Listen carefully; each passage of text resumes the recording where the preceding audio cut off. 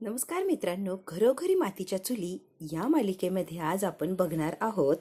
ऐश्वर्या शर्वरीच्याच रूममध्ये असते. शर्वरीला मेसेज येतो. शर्वरी मागे वळून बघणार, तेवढ्यात ऐश्वर्याने तो मेसेज वाचलेला असतो आणि शर्वरी पटकन तो मोबाईल उचलते, मेसेज वाचते आणि म्हणते, काय ग मागे मागे घुटमळतीयस? जाग बाई, तुला माफ केलंय मी, का माझ्या मागे मागे करतीयस? शर्वरी गप्प बस असं म्हणते आणि घाईघाईने दार उघडून चाललेली असते. ऐश्वर्या बेडवरची चादर असते ती व्यवस्थित करत असते. शर्वरी परत माघारी येते. काय गे? अगं अहो, हे बेडवरची चादर आहे ना, ती व्यवस्थित करत होते. माझी पाठ वळाली की लगेच रूमची झडती घ्यायला लागली. घे घे घे, मला माहिती आहे तुझ्यासारखी माणसं बदलू शकत नाही.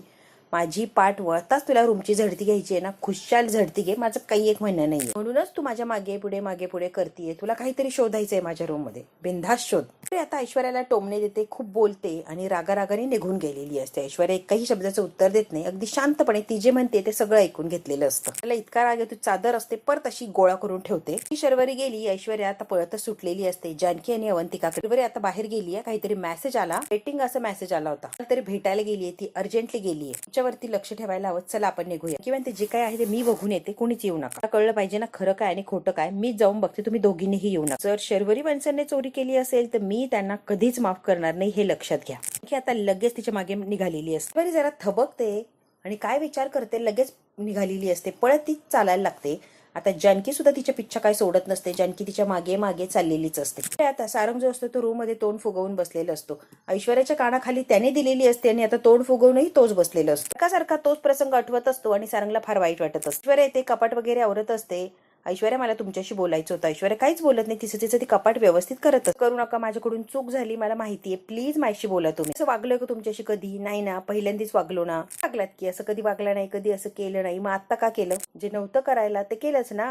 बहिणीवर चिडले, बोलले म्हणून तुम्ही माझ्यावर हात उघडला, बरोबर? सहनच झालं नाही. आमच्या भावंडांमध्ये शरुताई एकटीच मुलगी, लहानपणापासून तिचे खूप लाड झाले, सगळ्यांची लाडकी येते. खवलं असं कधीच झालं नाही. आम्ही भावंडांनी एखादी वस्तू हवी आहे ना, आम्ही दिली नाही, तिला रडायला लावलं, असं कधीच झालं नाही. सगळ्यांची लाडकी तेव्हापासून ते आत्तापर्यंत.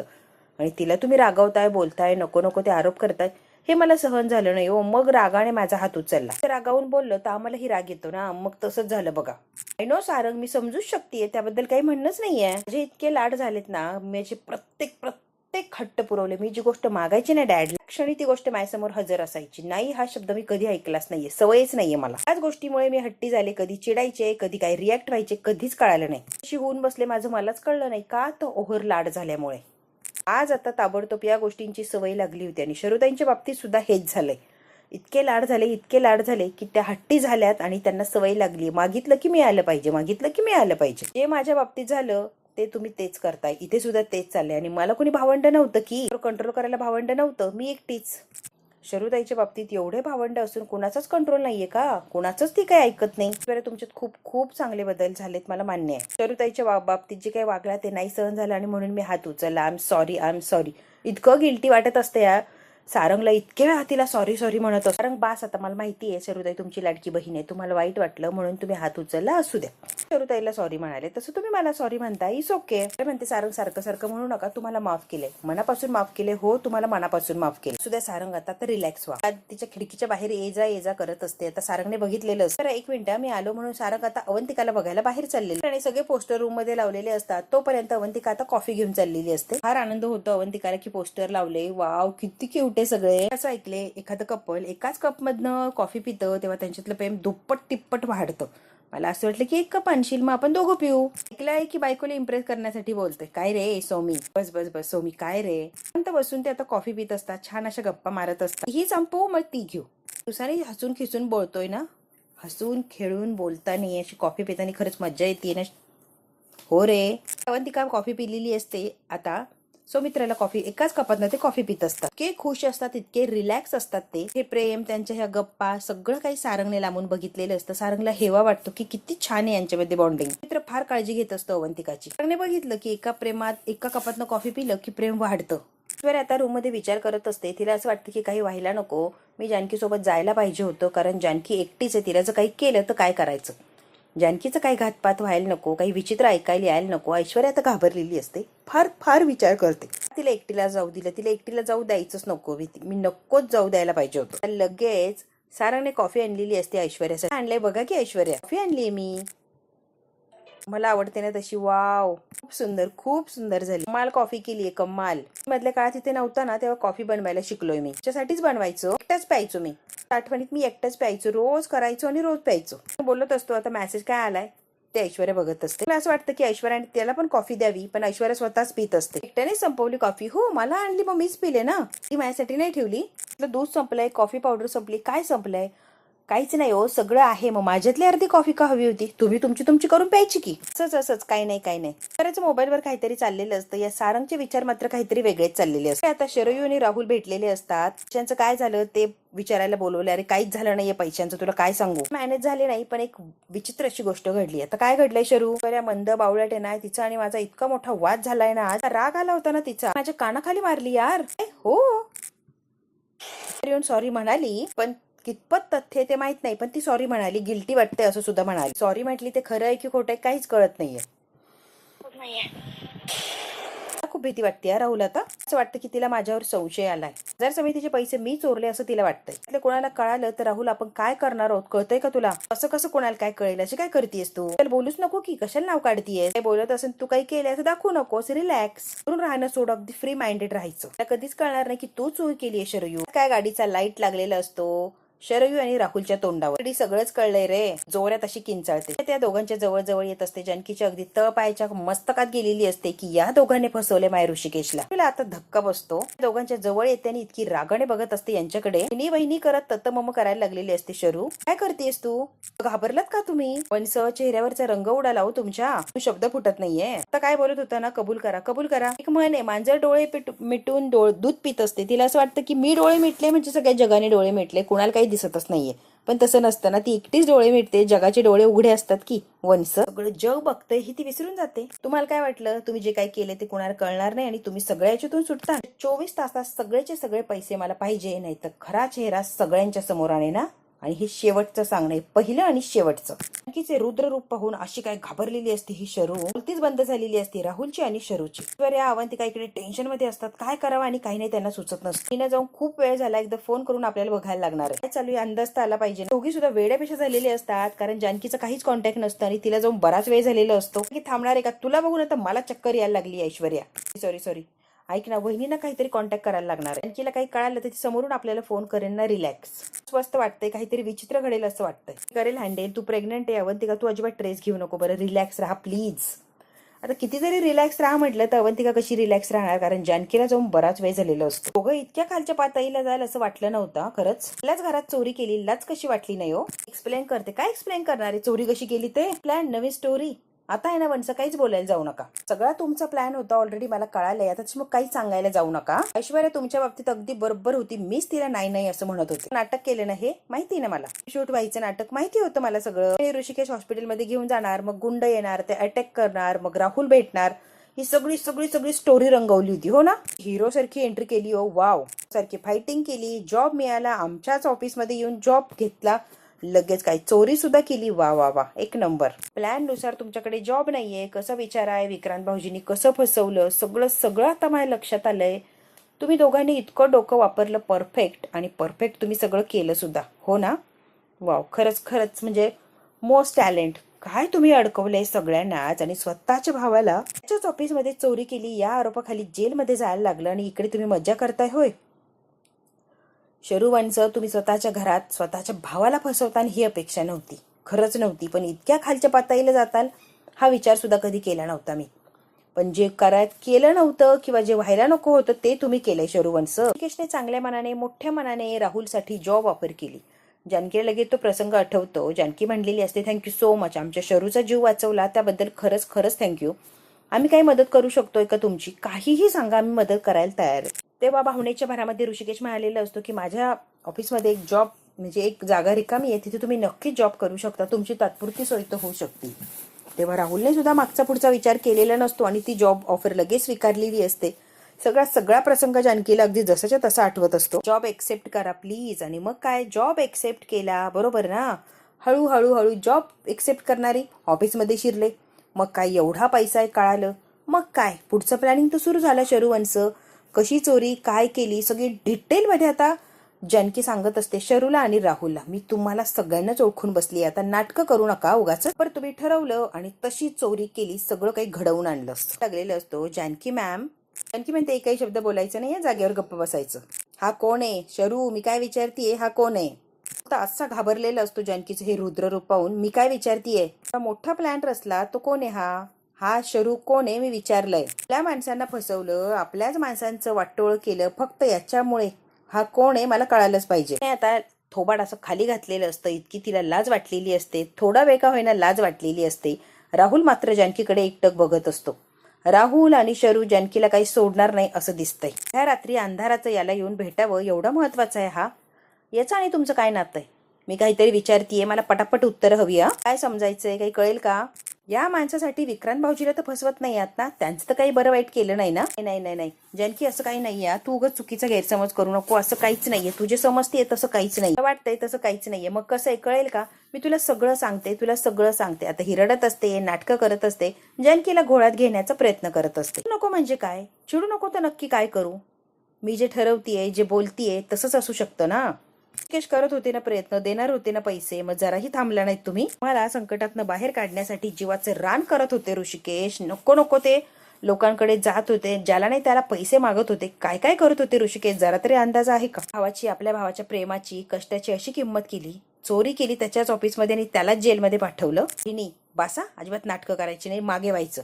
कळालंय वंच, तुम्हाला कोणाचंच सोयरसुतक नाहीये, तुम्ही फक्त स्वार्थी, स्वतःचाच विचार करता आणि स्वतःपुरतच जगता.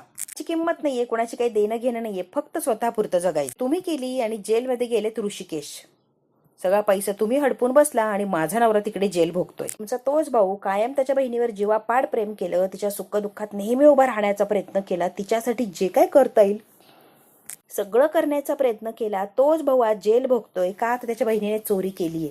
सगळा पैसा बहीण हडपून बसली आणि भाऊ काही न करता तिकडे जेल भोगतोय. भाऊ संकटातून बाहेर काढण्यासाठी जीवाचं रान करत होता आणि तुम्ही काय, वा, हे सगळे खेळ खेळत होता. सगळं घडून समोर येऊन खरं काय घडलंय तेच करायची तसदी सुद्धा घेतली नाही. वा, चूक झाली, चूक केली भावनेच्या भरात, मान्य करते मी, झाली असेल चूक, समोर येऊन मान्य करावं एवढी सुद्धा तसदी घेतली नाही का. भावावर काय बेततीये, काय होतंय, काही देणं घेणं नाहीये. लोकांनी काय काय बोलले, काय काय आरोप केले, सगळं काही ऋषिकेश एकटे सहन करताय.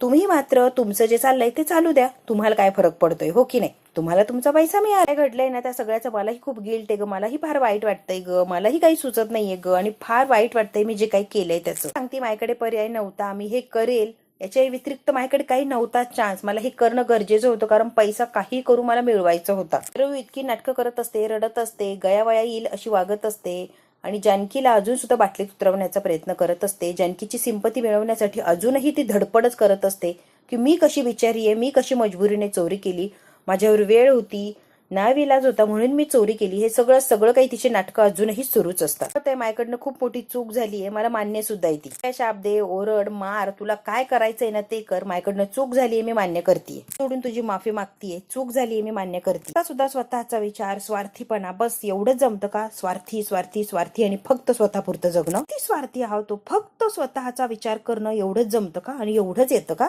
ती लाज वाटत नाही, एवढं सगळं घडून गेलंय, एवढं सगळं झालंय. राहुल आता भामट्यासारखा इकडे तिकडे बघत असतो. जानकीला मारण्यासाठी प्रयत्न तू नक्कीच कर. वाटतच नाहीये केलेल्या गुन्ह्याची स्वतःहून कबुली द्यावी की मी हे सगळं केलंय, माझ्या भावाने काहीच केलं नाहीये. तुमचा भाऊ तिथे जेलमध्ये अडकलाय आणि तुम्ही इथे मस्त एन्जॉय करताय तुमच्या मित्रासोबत. मी सांगायची गरज नाहीये, मीच कोणाला सांगणार नाहीये, कारण मला तुमच्यापेक्षा जास्त तुमच्या भावाची काळजी आहे ना. तुम्ही हे केलं हे तुमचा भाऊ सहनच करू शकणार नाहीये, त्यामुळे मी कुणालाच काही सांगणार नाहीये. गुपचूप मला पैसे आणून द्यायचे आणि सगळ्या याच्यातून मोकळं व्हायचं. त्यांना जर कळालं तर आई जगूच शकत नाही की त्यांची लाडकी लेक ही असं काही करू शकते. आईच्या जीवासाठी मी काहीही कोणाला सांगायला जाणार नाही, त्यामुळे रिलॅक्स. त्या माऊलीची काळजी आहे जिला तुम्ही फसवलंय आणि तिच्यासाठी मी काहीही कोणाला सांगायला जाणार नाही, सगळं काही सहन करणार आणि एकही शब्द बाहेर येऊ देणार नाही. आता राहुलला आणि शरूला कळालेलं असतं की ही कुणाला काही सांगणार नाहीच आहे, म्हणजे आपण अगदी वाचलो, कुणाला काही कळणारच नाही. तिला जर कळालं ना हे सगळं तर ती एक मिनिट सुद्धा उभं राहू शकत नाही, कोलमडून पडेल किंवा अजून काय होईल मी कल्पनाच करू शकत नाही. आणि तिची अजून अशी वाईट अवस्था झालेली मला बघवायची नाहीये, त्यामुळे तुमच्या आईला त्रास होऊ नये म्हणून मी काही एक सांगायला जाणार नाहीये. संस्कारांच्या चिंधड्या केल्या, तिच्या संस्काराला असा डाग लावला, हे ती कसं सहन करणार हो. त्यामुळे मी कुणाला काही सांगायला जाणार नाहीये, अजिबात काळजी करू नका. आणि वहिनी कुणाला काही सांगू नको हे ते मला सांगायची गरज नाहीच आहे, तुमच्या आधी मलाच कळतं. कळतंय का? हे जे काही केलंय हे जर आईला कळालं तर आईला किती त्रास होईल हे मी वेगळं सांगण्याची, नव्याने सांगण्याची गरज नाहीच आहे. बरोबर आहे की नाही? आईला जवळून तुम्ही ओळखता, तुमच्या आई आहेत ना त्या. किती त्रास होईल किंवा काय वेदना होतील त्यांना तुमचं तुम्हीच अंदाज. दुःख होणार हे नक्की. त्यांना सहनच होणार नाही की त्यांची पोरगी इतक्या नीच पातळीला उतरली. त्याचा नवरा गमावलाय, अजून मला त्यांना कोणतं दुःख द्यायचं नाहीये आणि अजून दुःखात ढकलायचं नाहीये. त्यामुळे मी कुणाला काही सांगायला जाणार नाहीये. पैसे मुकाट्यानं मला द्यायचे, मी ऑफिसमध्ये जाऊन जमा करणार आणि माझ्या नवऱ्याला सोडवणार. मला बाकी तुमच्याशी काही एक देणं घेणं नाहीये. सरयू आणि राहुल इतकी नाटकं करत असतात, इतकी नाटकं करत असतात, एवढे पकडलेले असतात, पण जरा सुद्धा त्यांना काही लाज नसते. निर्लज्जसारखं ही अजूनही वहिनी वहिनी करतच असते. जे म्हणशील ते मी ऐकायला तयार आहे, फक्त कुणाला काही कळू देऊ नको. जानकी म्हणते मी कुणाला काही सांगणार नाहीच आहे. मला माफ कर. हात जोडत असते, राहुलकडे बघत असते. नाटकं अजूनही शरूची चाललेलीच असतात. बीबी काही नको या, मला आत्ताच सांगते, हे नाटकं बंद करायचे लगेच. आता मी तुमच्या कोणत्याही जाळ्यात अडकेल, कोणत्याही भूल थापांना बळी पडेल हा विचार करूच नका. ही नाटकं आता माझ्यासमोर अजिबात चालणार नाहीये. मागायची असेल तर भावाची मागायची, माफी. माझी माफी बिफी काही मागायची नाही, आत्ताच सांगते मी. त्याच्यामुळे जेलमध्ये ना त्याची माफी मागायची, जरा जरी लाच शिल्लक असेल तर. त्याची उद्या ऋषिकेशला जेलमधनं बाहेर काढायचे, त्यासाठी मला सगळ्याच्या सगळा पैसा हवाय. एकही रुपया इकडच्या तिकडे गेला नाही पाहिजे. पैसे मी तुला देते, तू तयार झालेली असते, तुला सगळे पैसे देते, मी सगळे पैसे द्यायला तयार आहे. मंदिराची इथे भेट मला, मी तुला सगळे पैसे देते. सगळं जे काय आहे एक्झॅक्टली तुला सगळं समजून सांगते. तू मला उद्या मंदिराची इथे भेट, मी तुला सगळे पैसे देते. एवढ्या त्याचे पैसे घेऊन उद्या. की आता निघून गेलेली असते. राहुल आणि शरयू तिथेच उभे असतात. की आता निघून गेलेली असते. शरू, हे तू काय केलं? ज्या पैशासाठी इतकं सगळं केलं ते असे देऊन टाकणार आहे की या बाईला? तुला काही कळतंय का? हातात आलेला पैसा या बाईला देऊन टाकायचा आहे माघारी? मूर्ख आहेस का तू? मूर्ख मी नाहीये, तू आहेस राहुल. फक्त पैसे देणारे असं म्हटलं, ऍक्च्युअल मध्ये पैसे देणार नाहीच आहे. पैसे द्यावे लागणार ना. एक पैसा सुद्धा देणार नाहीये मी, एक पैसा सुद्धा देणार नाहीये, लक्षात ठेव. मिनिट शरू, तुला म्हणायचं काय? हिला पैसे द्यायला उद्या बोलवलंय सुद्धा मंदिरात आणि आता म्हणते की एक पैसे सुद्धा देणार नाहीये. म्हणजे तुझ्या डोक्यात तरी नेमकी काय चाललंय शरू? मला कळेल का?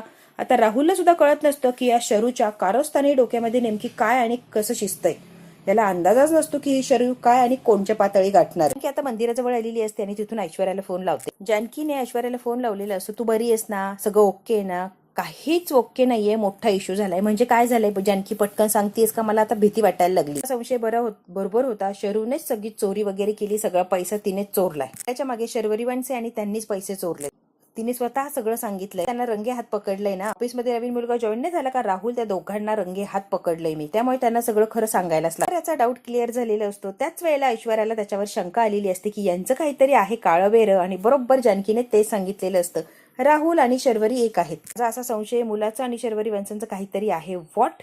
हो, असा संशय. भाऊजीला फसवत तर नसतील ना याची भीती वाटायला लागली मला आता. राहुलने आणि शर्वरीने दोघांनी मिळून पैसे चोरले आणि त्यांनीच ते लपवून ठेवले. सांगितलं होतं ना मला सुरुवातीपासून हिच्यावर डाऊट होता आणि त्या पोरावर सुद्धा. बघ शेवटी काय, माझ्यावर लक्ष दिलं नाही, विश्वासच ठेवला नाही जानकी. पैसे घेऊन येणारे, ते पैसे मिळाले की लगेच घरी येते. ओके ठीक आहे, तू लोकेशन पाठव मला. एकटी असतो की लाईव्ह लोकेशन पाठवत असते ऐश्वर्याला. ते मिळाले की आधी बाजार समितीत जाऊन यांना सोडवलं. त्या शेतकऱ्यांची माफी मागे, ऋषिकेशवर लागलेली केस मागे घ्या, सांभाळून घरी आहे, कारण त्या दोघांचा काही भरोसा नाहीये. की नाही आता फोन बंद केलेला असतो. तरी अजून आलेलीच नसते. जानकी मंदिरात वाट बघत असते. शर्वरीला जानकीला फसवायचं असतं, घातपात करायचं असतो, याचा जरा सुद्धा अंदाजा जानकीला नसतो. म्हणाल्या होत्या येणार नाही की पळून जाणार. काय आणलेली असती मिठाईमध्ये? काहीतरी विष टाकलेलं असतं, पॉइझन टाकलेलं असतं.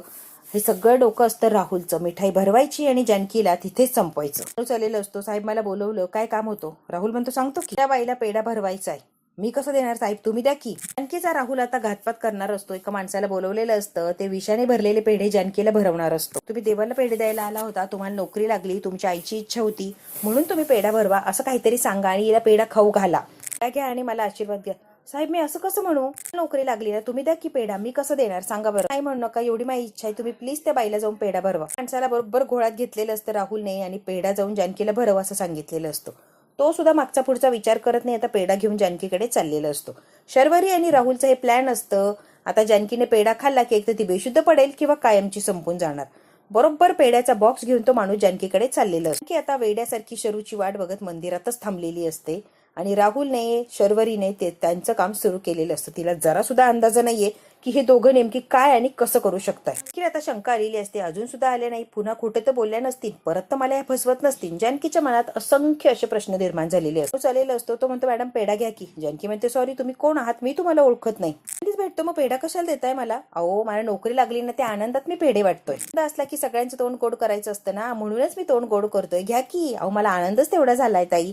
जानकीला तो माणूस जबरदस्तीने पेढा देण्याचा प्रयत्न करत असतो. सारखी नोकरी मिळाली म्हणून मी पेढा देतोय, हो आनंदच तेवढा. ते म्हणते आपला आनंद दुसऱ्याला सामील केलं की आनंद वाढतो, दुगणा होतो म्हणते. पण तो माणूस जबरदस्तीने तिला पेढा देण्याच्या मागे लागलेलाच असतो. या तुम्हाला पेढा नकोय त्याबद्दल खरंच सॉरी. तिने आता पेढा घेतलेला असतो, राहुलचं काम झालेलं असतं ना पेढा. जानकी म्हणते हो खाते. तिने पेढा खाल्लेला असतो, राहुलचं काम झालेलं असतं. राहुलने बरोबर बघितलेलं असतं की जानकीने पेढा खाल्लाय, तिने पेढा संपवलाय. तिने तर पेढा खाल्लाय, राहुलचं काम झालंय. बघू आता राहुल पुढची खेळी काय खेळणार.